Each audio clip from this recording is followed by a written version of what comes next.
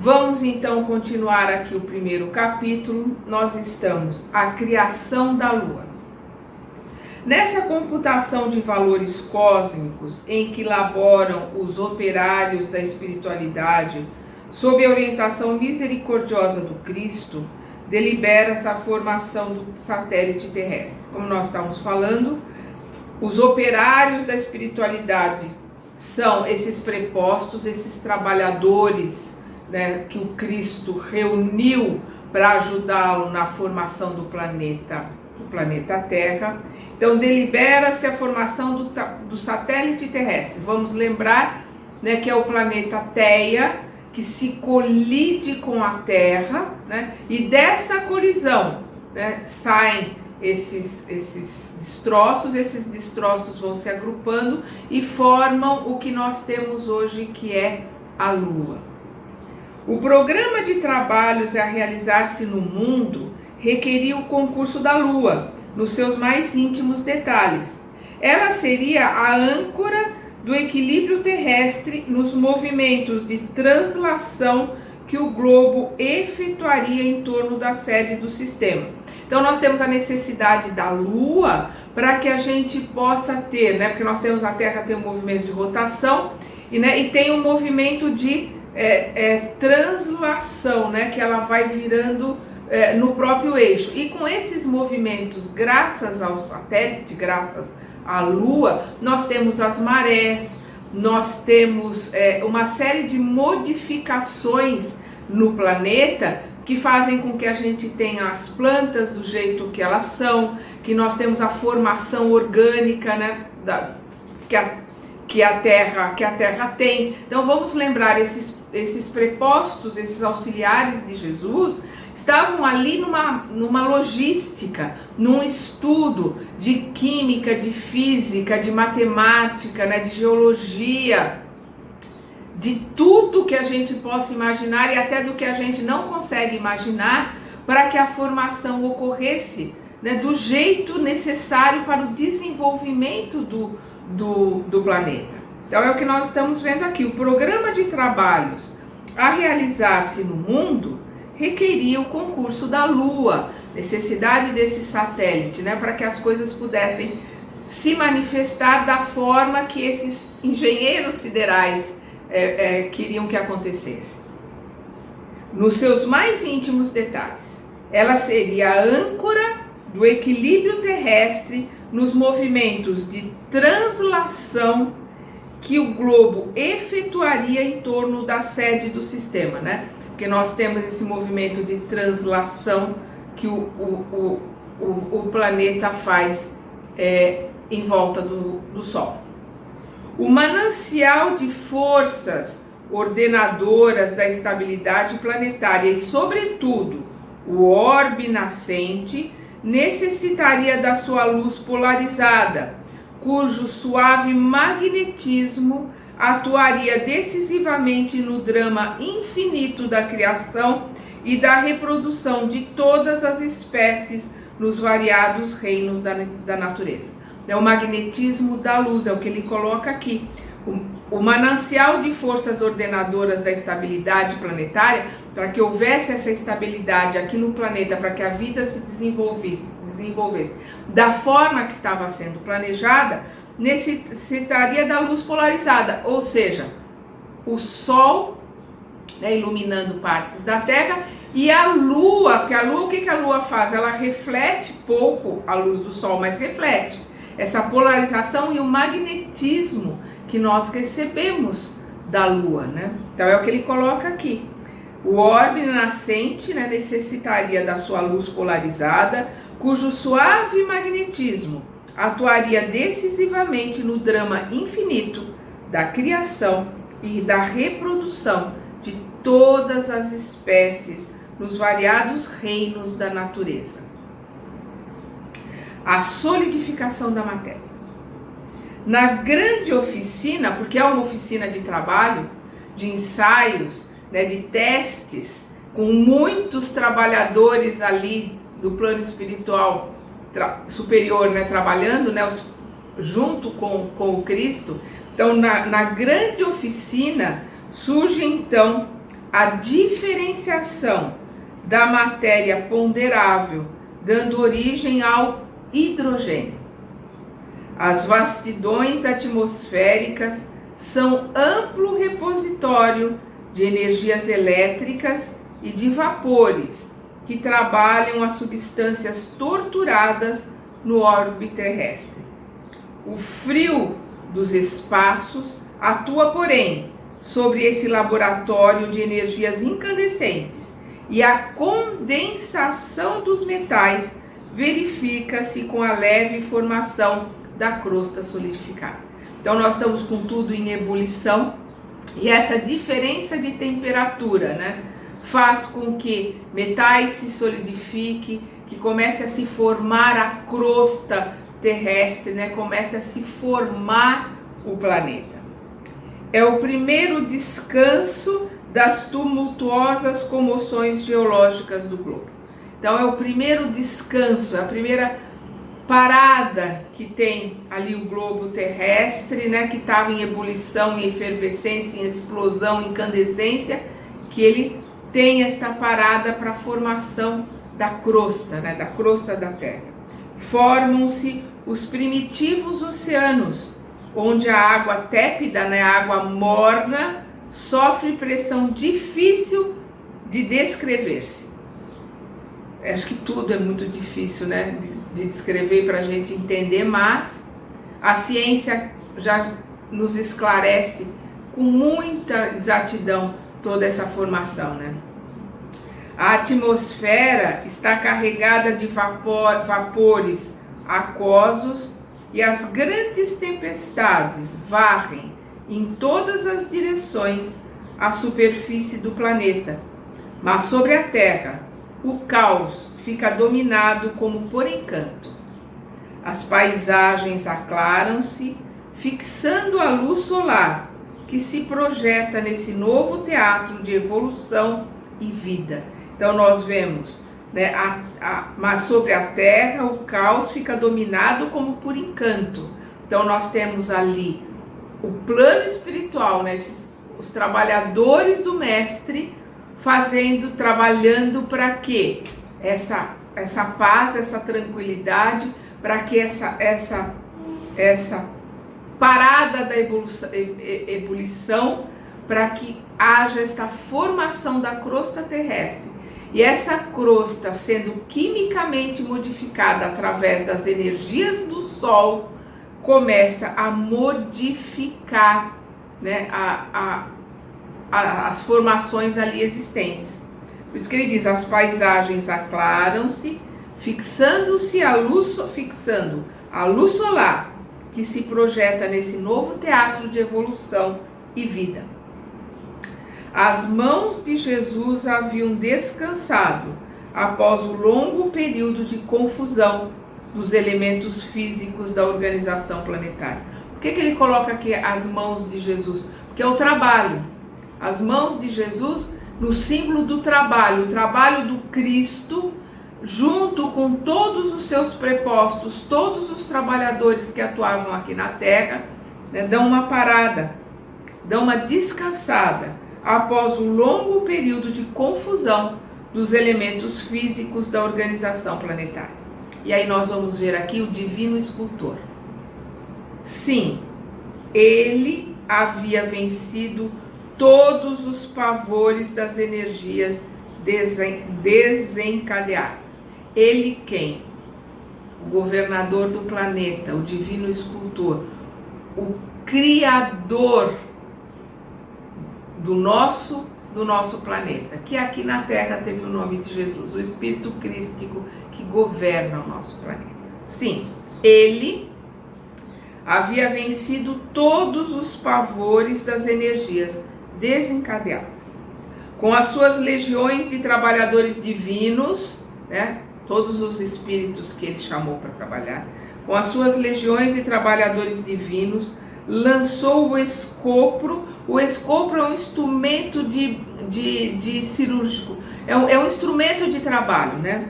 Então, lançou o instrumento de trabalho, né, o escopro da sua misericórdia sobre o bloco de matéria informe, que a sabedoria do Pai aí a sabedoria de Deus deslocara do Sol para as suas mãos augustas e compassivas. Deus começa essa formação, desloca esse bloco incandescente de poeira e ebulição e coloca nas mãos de um espírito crístico, de um espírito elevado, para que este planeta tome forma, tenha vida, tenha evolução, tenha história, né? Ele tenha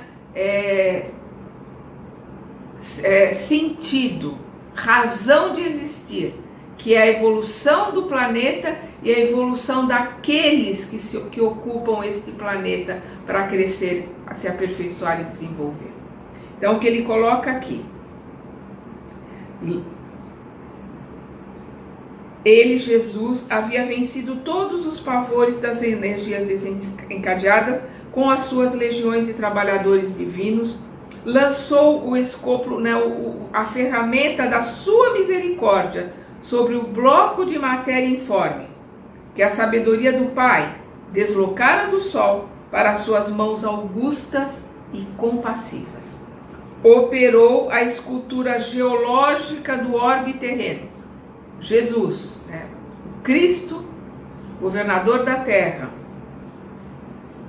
operou a escultura geológica do orbe terreno, talhando a escola abençoada e grandiosa, na qual seu coração haveria de expandir-se em amor, claridade e justiça.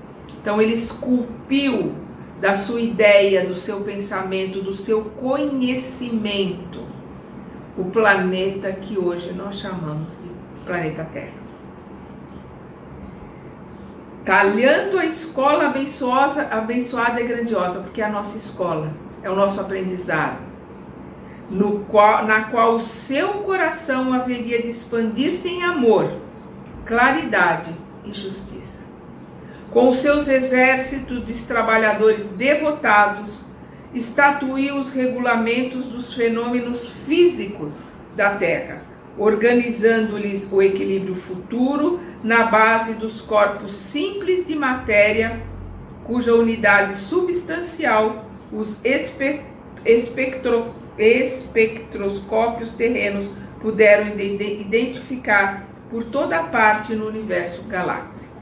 Então, com seus exércitos de trabalhadores devotados, estatuiu, criou os regulamentos, os estatutos dos fenômenos físicos da Terra, das energias, da formação, de como seriam. Isso é aleatório? Não, isso não é aleatório, porque isso vem da formação maior, porque Jesus, o Mestre, ele está sempre refletindo o Pai. Vamos lembrar no livro Pensamento e Vida, que nós temos aqui no nosso canal, que foi inclusive anterior a esse, vamos lembrar lá do primeiro capítulo, que a mente é o espelho da vida em toda parte. Então é esta mente criadora, que reflete Deus, que é a mente do Espírito Crístico, que nós chamamos de Jesus, que vai criar, através desse reflexo do Criador, tudo que nós temos aqui sobre as bases das leis divinas. Foram criadas por ele seus propósitos, mas as bases são as leis divinas que foram estatuídas aqui, foram colocadas aqui através dele e dos seus trabalhadores. Então, que ele, com seus exércitos de trabalhadores devotados, estatuiu os regulamentos dos fenômenos físicos da Terra, organizando-lhes o equilíbrio futuro na base dos corpos simples de matéria, através dos princípios simples. Vamos lembrar, nós também, nós fomos criados simples e ignorantes e fomos trazidos aqui para evoluirmos nesse orbe coordenado por esse Espírito Crístico tão misericordioso, que é o exemplo do amor, porque ele reflete Deus e Deus é amor. Então, nos corpos simples de matéria, cuja unidade substancial os espectroscópicos terrenos puderam identificar por toda parte no universo galáctico, porque o que existe no micro existe no macro. O que existe na menor célula existe no cosmos, né? Vamos lembrar as leis herméticas, né, de Hermes Trismegisto. O que existe no micro existe no macro. Organizou o cenário da vida, criando sob as vistas de Deus o indispensável à existência dos seres do porvir, o indispensável para os seres que habitariam a terra. Todos os seres, somos todos irmãos, mineral, vegetal, animal e nós, hominais. E nós passaríamos por todos os estágios de aprendizado: mineral, vegetal, animal e hominal, para que pudéssemos crescer, evoluir e um dia chegarmos aonde chegou o Espírito que estava criando tudo aquilo, porque também nós seremos co-criadores maiores um dia. Fez a pressão atmosférica adequada ao homem, antecipando-se ao seu nascimento no mundo, no curso dos milênios. Estabeleceu os grandes centros de força da ionosfera e da estratosfera, onde se harmonizam os fenômenos elétricos da existência planetária, e edificou as usinas de ozônio a 40 e 60 quilômetros de altitude, para que filtrassem convenientemente os raios solares, manipulando-lhes a composição precisa, a manutenção da vida organizada no orbe.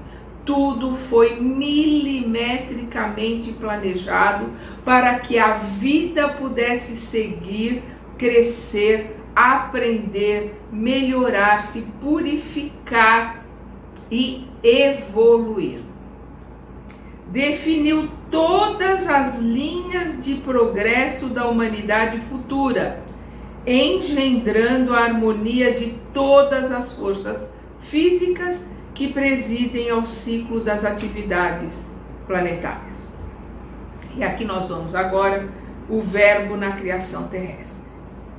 A ciência do mundo não lhe viu as mãos augustas e sábias na intimidade das energias que vitalizam o organismo do globo. E sempre quando a gente fala aqui de mãos augustas, das mãos de Jesus, nós estamos falando do trabalho. O trabalho ainda não viu, quer dizer, a ciência ainda não viu, não percebeu o trabalho da criação, né? Nós temos aí todas as teorias, mas vamos lembrar Einstein, que coloca que se não existisse um ser supremo criando todas as coisas, seria como dizer que a explosão de uma gráfica criou a Bíblia, por exemplo, ou criou o dicionário, ou criou uma enciclopédia ao acaso. É impossível, né? E Einstein já tinha essa colocação que passava em todas as suas frases, as suas colocações. Mas as religiões, por ficarem presas na palavra e não no espírito da letra, não na essência, na metáfora que cada coisa trazia, fez com que a ciência se afastasse de Deus, e hoje nós vemos cada vez mais a ciência se aproximando do Ser Supremo, que nós chamamos de Deus, né?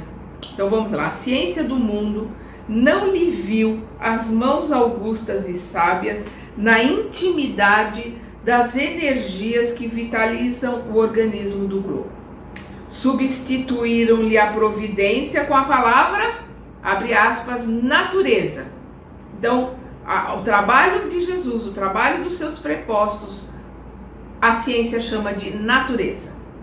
Em todos os seus estudos e análises da existência, mas o seu amor foi o verbo da criação do princípio, como é e será a coroa gloriosa dos seres terrestres na imortalidade sem fim.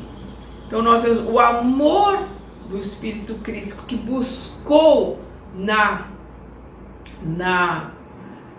no fluido cósmico universal de Deus a formação do orbe, a formação de todas as coisas e a formação do ser humano, a imagem e semelhança desses criadores. vamos lembrar lá a Gênese mosaica no hebraico, que está lá Elohim. Elohim são deuses no plural, Deus com D minúsculo, e a tradução correta do hebraico é foram criados a nossa imagem e semelhança, quer dizer, o homem foi criado a nossa, no plural, imagem e semelhança. Então os seres puros que estavam ali criaram o homem à imagem e semelhança desses seres que eram e são, né, que são co-criadores maiores, também criados através do fluido cósmico universal criado por Deus. Então a formação primeira, Deus, que é a criação, o ser maior, né, no universo, que nós não temos capacidade de entender, de conhecer, porque não temos linguagem até para isso. Nós vamos ver isso no Livro dos Espíritos, que a pergunta primeira é o que é Deus, né?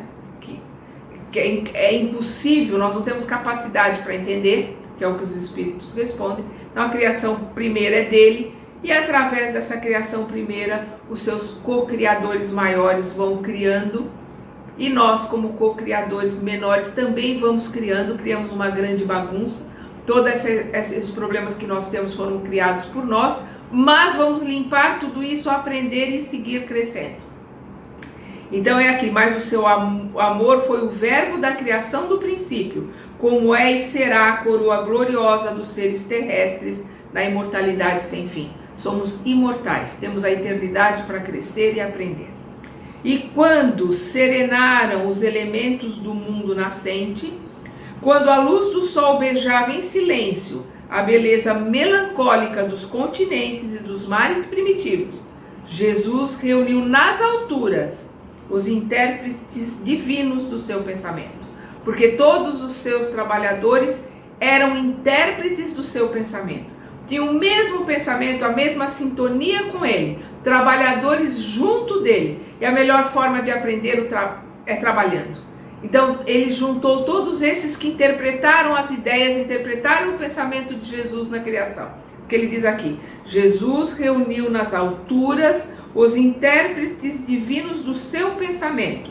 Viu-se então descer sobre a terra, das amplidões dos espaços ilimitados, uma nuvem de forças cósmicas que envolveu o imenso laboratório planetário em repouso. Daí a algum tempo, na crosta solidificada do planeta, como no fundo dos oceanos, podia-se observar a existência de um elemento viscoso que cobria toda a Terra. Então ele reuniu todos os seus prepostos, e é o que a gente vê, né, foram os intérpretes do seu pensamento. Então, desta reunião, viu-se descer sobre a Terra, das amplidões dos espaços ilimitados, quer dizer, dos espaços, das estratosferas, dos espaços ilimitados, desceu sobre a Terra uma nuvem de força, desceu as energias desses co-criadores maiores, desceu sobre a Terra e envolveu esse imenso laboratório planetário em repouso. E daí a algum tempo, né, essas energias formaram sobre a Terra uma gelatina. Então, daí a algum tempo, na crosta solidificada do planeta, como no fundo dos oceanos, podia-se observar a existência de um elemento viscoso que cobria toda a Terra, como se fosse uma gelatina, né? Um elemento viscoso. Dali surgia a vida, o verbo divino, né? Através de Jesus, que reflete Deus, que reflete esse verbo, que reflete a vida. A Terra recebeu esta energia, como André Luiz coloca na Evolução em Dois Mundos, o hausto de Deus, né? A Terra recebeu através do Cristo essa energia, esse reflexo de Deus, porque ele reflete a Deus, recebeu a vida, né? Na forma dessa gelatina. que depois, a partir dela, começa a emergir a vida. O que essa gelatina, esse elemento viscoso que cobria toda a terra. Estavam dados os primeiros passos no caminho da vida organizada. Com essa massa gelatinosa, nascia no orbe o protoplasma. Vamos lembrar, que protoplasma é a substância primordial do organismo vivo. Então, todo organismo vivo, a substância primordial do organismo vivo é o protoplasma. Então, com essa massa gelatinosa, nascia no orbe o protoplasma, substância primordial de todo organismo vivo. E com ele, lançara Jesus à superfície do mundo o germe sagrado dos primeiros homens. Porque ali começava o princípio inteligente de desenvolvimento, feito à semelhança destes prepostos, desses deuses co-criadores, trabalhadores com Jesus. E vamos lembrar que Jesus reflete a Deus, porque a mente é o espelho da vida em toda parte. A mente é que é criadora. E a mente reflete o seu Criador. Jesus é o preposto, reflete a Deus. E nós, quando nós buscamos a criação, buscamos o entendimento com os ensinamentos do nosso irmão mais velho, que é o Mestre Jesus, governador do nosso planeta, criador do nosso planeta, quando nós viramos o nosso espelho, a nossa mente para ele, nós vamos refleti-lo e, consequentemente, estaremos também refletindo a Deus, porque ele reflete a Deus. Então, quando ele colocam aqui, estavam dados os primeiros passos no caminho da vida organizada, dos organismos, da célula. Vamos lembrar, vamos ver isso agora no segundo capítulo, que é a vida organizada, que a palavra célula quer dizer quarto, que o Robert, me fugiu agora o nome, mas nós vamos ver direitinho, vou pegar o nome dele certinho, no capítulo 2, que foi quem descobriu a célula. Ele estava estudando uma célula de uma rolha, que ela é oca. Então ele comparou a um quarto de um monge, aquele quartinho minúsculo de um monge chama célula. Então ele deu ao nome aquilo que ele estava vendo como uma coisa minúscula, como que é uma célula. Então o que ele está colocando aqui, essa massa gelatinosa nascia no orbe o protoplasma. Protoplasma é aquilo que circunda, que é necessário para todo ser vivente, para que surjam as células. Vamos lembrar que a bactéria é unicelular e nós, hominais, somos pluricelulares. Nós temos trilhões de células. Então, nascia no orbe o protoplasma e com ele lançara Jesus à superfície do mundo o germe sagrado dos primeiros homens. Surge a primeira vida, surgem os primeiros seres viventes que na sua evolução chegamos, nos hominais que somos hoje. Então nós passamos pelo mineral, pelo vegetal, pelo animal e somos hoje hominais para sermos espíritos angélicos, para sermos anjos. Esse é o nosso caminho. Seremos anjos, de anjos seremos espíritos puros, espíritos crísticos e daí subindo, subindo e subindo eternamente. Nós temos um longo caminho a percorrer, mas temos a eternidade. Podemos caminhar tranquilamente buscando conhecimento, aprimoramento e principalmente colocando em prática todo o conhecimento que obtemos no nosso caminho. Então, no nosso próximo estudo, nós vamos ver o capítulo 2, a vida organizada. Até lá!